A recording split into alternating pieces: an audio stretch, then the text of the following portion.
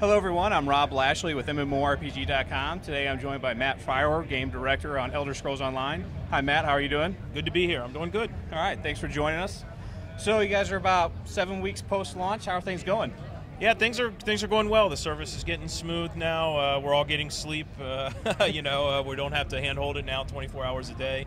We got through the launch. Now we're much more into the fixing balance issues, fixing small issues as we go, and then delivering content updates every month, 6 weeks.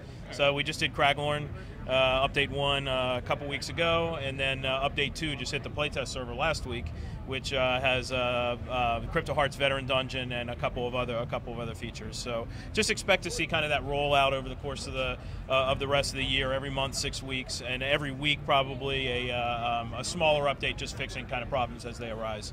Okay, so update 2 planned out for this month. I know we're going to have new veteran content, a VR12 dungeon.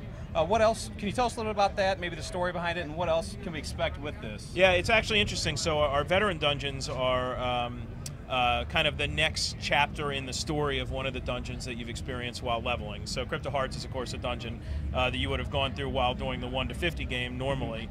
But like all our veteran dungeons, when you get to veteran rank, a new story opens up and a new part of the dungeon opens up. So you go back to what was, the dungeon you're used to, and if you play the veteran level, it's a lot harder and the rewards are a lot better. But you also get a new story that takes off from where the old one stopped when you killed the last boss when you went through it before. So Crypto Hearts is one of those veteran dungeons where you're going to go in and you're going to learn more about the architect and then and see what happens after that. Okay, let's jump back to Craglorn. So it's been 2 weeks, 3 weeks now. Yep. What have players been doing in there to surprise you that you guys may not have expected yet? And what's something you're looking for them to do that they haven't done yet? It's always funny how you design things with certain play styles in your head, and Exactly. And then players just go do what they want, which is great. It's why we make games like this. But the coolest thing about Craglorn was like day 1 when we opened it up, and we expected groups of 4 people to kind of adventure across the the above ground world part of Craglorn, and then some people do some trials.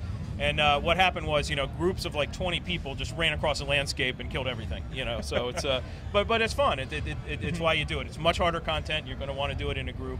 We just envisioned it a little more groups of 4, but it's fine if it works and people are getting rewarded and they're having fun. But of course, the centerpiece of that whole system are the trials and the group content. That you can do with larger groups than just 4. So we had 2 trials launch. We've had a lot of fun Twitch streaming those with guilds. So if you go to Twitch TV, you could watch people do the trials while it was on PTS. So a lot of fun doing that. It introduced a new kind of gameplay to ESO. So we're very happy to see it live. All right, well, we've talked about the PvE, but obviously PvP is a big feature within your game. Cyrodiil, live. Guys are talking about changing the way the campaigns work. What do you have in store, and what do you? Actually, it's good. Just a couple days ago, we put that up on the forums to instead of announcing what we're going to do, we kind of floated 5 or 6 ideas for different types of campaigns out to the community to get their feedback on what they thought was a good idea and what wasn't. Because we launched with one uniform set of rules, and a couple weeks ago we actually introduced one slightly different variant, which was a much shorter duration.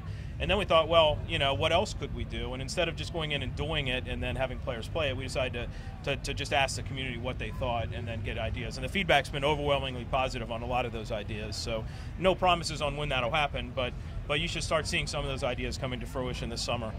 What's your favorite one so far for the campaign ideas? I like the traditional, grind it out. So you like the 90 days? Oh yeah.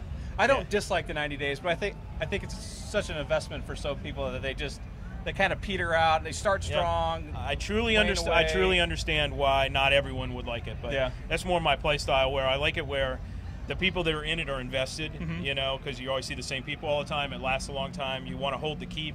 If the duration's 2 days, you don't really care if you hold the keep that much, but you just want the bonus and then you leave.